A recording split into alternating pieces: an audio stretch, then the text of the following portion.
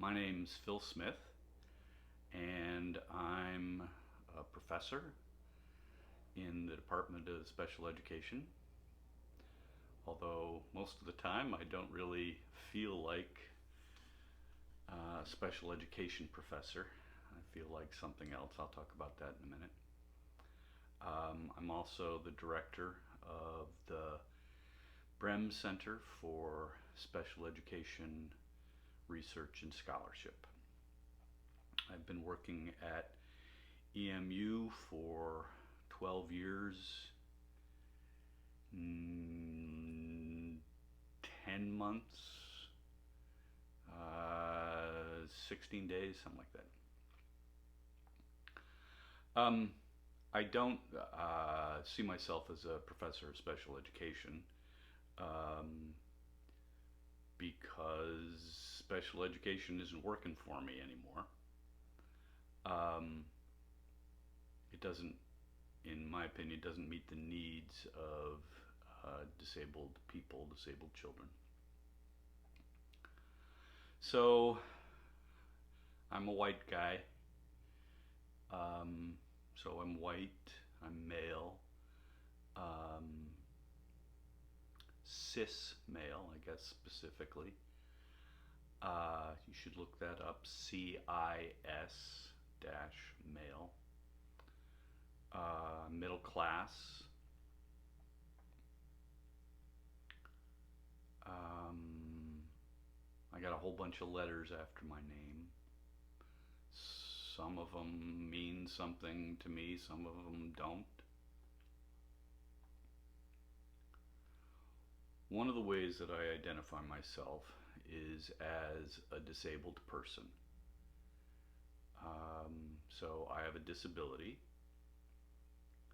I identify myself as a disabled person rather than a person with a disability. So in the disability world, especially the disability world for professionals who work with disabled people, it's common practice, even in many ways accepted practice, to use what's called person first language. That is, to put the person ahead of the disability. And so, using that kind of a language, I would refer to myself as a person with a disability. But I prefer to identify myself as a disabled person, to use disabled language first. I do that for a couple of reasons. One is because disability is my identity, and there's a disability culture. There is a whole group of people with disabilities with whom I identify, and they're my homies. They're my friends, my colleagues. There is stuff about our lives that we share in common. There's a whole bunch of stuff that we don't share in common. We don't all have the same disabilities. But there's stuff about living as a disabled person that they get that people without disabilities don't get. So I identify as a disabled person, partly because of that. I also identify as a disabled person because disability is something that is imposed on me, put on me by culture, rather than something that's real inside of me. And so, to kind of accentuate that it's what society does to me that disables me, rather than what's inside of me, what is my way of being in the world, that's another reason why I identify as a disabled person. So I have a disability. I have a psychiatric disability.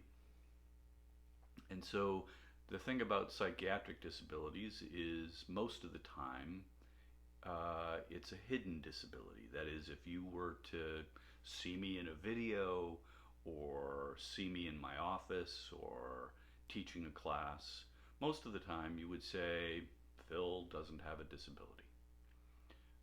So it's hidden for the most part.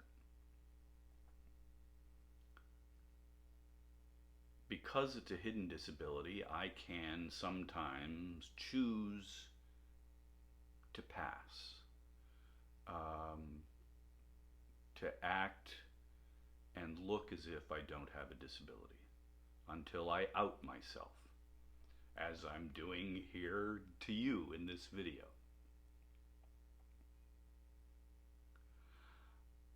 In addition to identifying as a disabled person, and specifically as a person with a psychiatric disability, I identify myself as mad.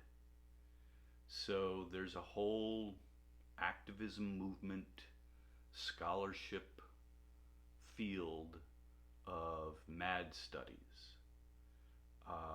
And I align myself with that movement of activism, that set of scholarly interests and practice. The MAD movement, the MAD studies field, like lots of fields these days, is interdisciplinary. There's no one way of being mad in the world. So if you've seen one mad person, you've seen one mad person. And from that, you can't necessarily extrapolate what all mad people look like. I'm also a disability studies scholar. So I'm interested in how disability plays out in our culture, how this thing that we call ableism, that is the ideology and systems of oppression that are enacted on disabled people, how all that plays out in our society and culture, particularly for me in education. MAD studies is sort of inside disability studies and alongside disability studies. And it looks at how madness is created, enacted in our culture, and how the thing that we call saneism, that is the system of oppression, ideology of oppression that oppresses mad people in our culture. When I say our culture, I want to imply that disability and madness look differently in different cultures. It's played out in different ways in different cultures. So in our culture, in US, Western, Eurocentric culture, disabled people and mad people are commonly oppressed. They don't get jobs. Up to 80% of disabled people are unemployed in the United States. And the ones that are employed are, generally speaking, underemployed. When they're surveyed, they say they don't get all the work that they want to. So disabled people and mad people in the United States are institutionally oppressed. That is, there's not any specific, often, sometimes, specific ways that individuals oppress disabled people.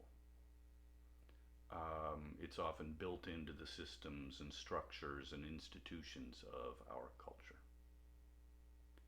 I'm very interested in the idea of intersectionality, but I'm interested in the ways that disability and madness intersect with each other and intersect with other identity groups, of race, gender, all the other identities that people have and play out, and how privilege,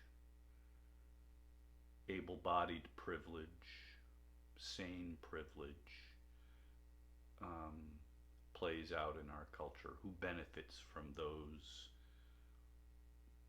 practices, who benefits from being sane, who benefits from being able bodied or able minded. Margaret Price, who's a disability studies scholar, talks about the false binary that our culture has created of bodies being separated from minds. So she has coined this word body mind to remind us that bodies and minds can't be separated from each other. They're two sides of the same coin, they're one thing. So that's me. If you've got questions, feel free to stop by my office sometime if you see me in there and not doing anything, or send me an email. My email address is psmith16@emish.edu. If you want to come and talk in person, I highly encourage you to do that. I suggest you set up an appointment because my schedule is just absolutely crazy. But I'd love to talk more about ideas about disability and madness and ableism and saneism and whatever else comes to mind. Thanks.